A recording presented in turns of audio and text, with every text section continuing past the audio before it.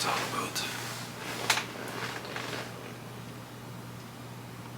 Alright guys, Warrior here, Keyman Warrior, Michael. You get the idea. Michael, that's the birth name I was given, I believe. Maybe I was called Mikhail, God knows. And I just want to do a little talking video here. I don't really do these too often, but yeah, man. I want to talk about concepts, ideas of exercise, music and so on. First of all, I want to talk about 8-string guitars. Why does Greg hate 8-string guitars? God knows why. I mean, it doesn't make no sense. Why would you not want to have extra strings? You know what I mean?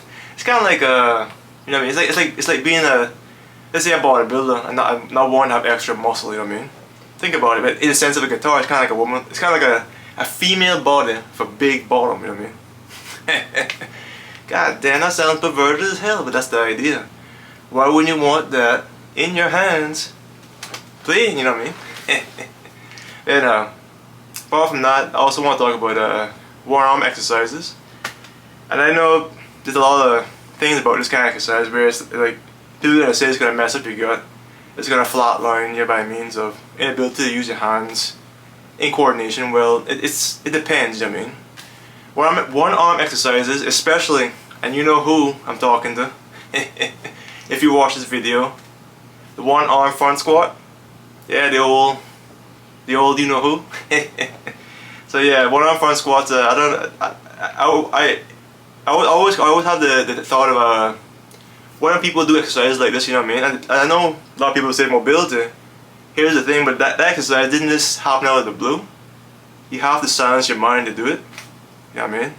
So yeah, the one arm exercise basically allows your body to be a bit more coordinated, basically. Even single leg, even one arm. But anything to do with arms by themselves, it brings out your creativity, as I can definitely prove that for sure. When you do a one arm front squat, right after you do that, within about a couple minutes or hour, your thoughts are like this, they're flying. Even if you didn't hit a PR by means of a heavier weight, you can be more creative. You know what I mean? So yeah, right back to the 8-string guitar again. Now you know what I mean? This is the same thing I was saying. I want to get a 9-string guitar, but can't really get one right now. A little bit more money, man. But anyhow, you get the idea. The 8-string guitar is kind of the same concept like the one arm front squat. You know what I mean? Putting a lot of weight, but in the sense of a lot of strings to have the grip. You know what I mean? This side is not too bad. You can learn that pretty quick. There's this side, it's little fine-tuned spots over here by means of palm mute and so on. But yeah, you would really have to be a guitar player if you're watching this. Kind of understand what I'm talking about. But yeah, I want to get a 9-string, man.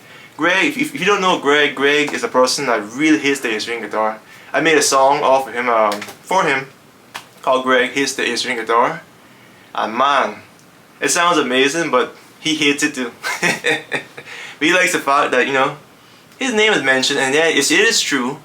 He fucking hates that 8-string guitar. This is a man called Greg.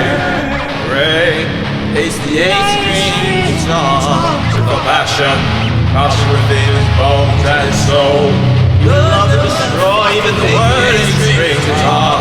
Man, you gotta get to the 6-string guitar. 70s band, built up with grace for the land.